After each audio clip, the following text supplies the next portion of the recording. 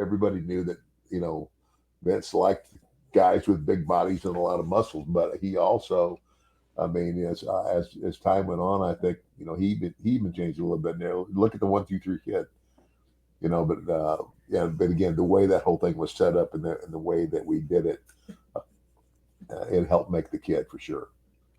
Absolutely. And it's cool hearing you say that because I think that a lot of guys, and certainly guys from your generation, I've heard a lot of them say over the years like, "Oh, well, you got to be careful taking a pinfall loss on TV," and like, "Oh man, you want to make it almost like a slip on a banana peel type finish if this guy's going to get you." I hear that a lot from guys from your generation, but really what's great about what you just said is your focus is on, "Yep, I got him over for that."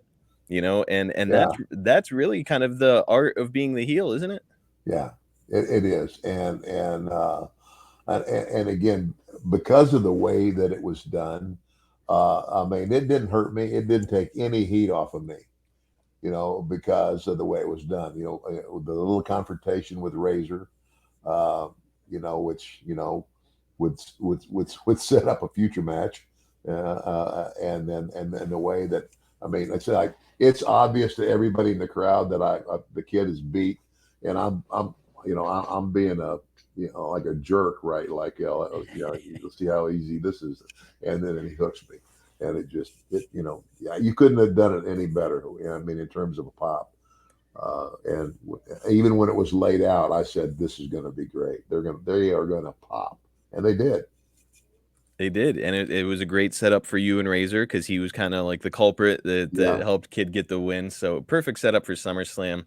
The 1, 2, 3 Kid here, he's working, a very unique style, kind of a little bit more high flying. Guys like him and Shawn Michaels are kinda setting a new standard in pro wrestling, and it's a standard that, along with Lucha Libre, would kind of influence what wrestling today has become.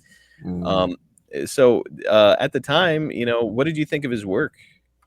Well, again, I liked it. I mean, and everything changes. Even me. I mean, it's kind of like if you were to watch, if you were to watch have watched my father's era of pro wrestling. Wow. I mean, it's got, you talk about a lot more, a lot less action. I mean, a high spot was called a high spot because most of the time they were down on the mat. Oh, Uh, okay.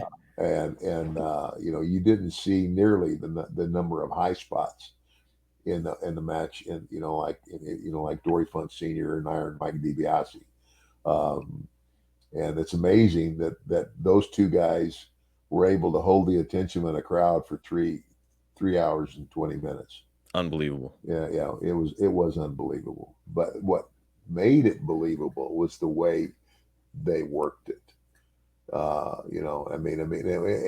you talk about, they it was a work, but they legitimately, both guys agreed ahead of time to take a shot. I mean, it's like, if you want to slice somebody open, it's a downhill punch, Mhm. over the eyebrow, and again, they had pictures of both of them the next day in the paper, and they were bruised up. All of that, for the love of wrestling, for to maybe like get those doubters out there, like, wow, these guys really, they really went for it.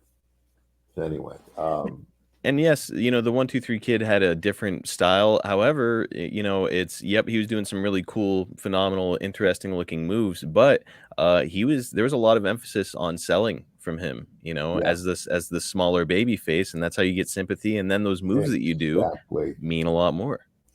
That's just it. It's kind of like, uh, the match is going to be, it's going to the match is only as good as the guy who does the sell job, Mhm.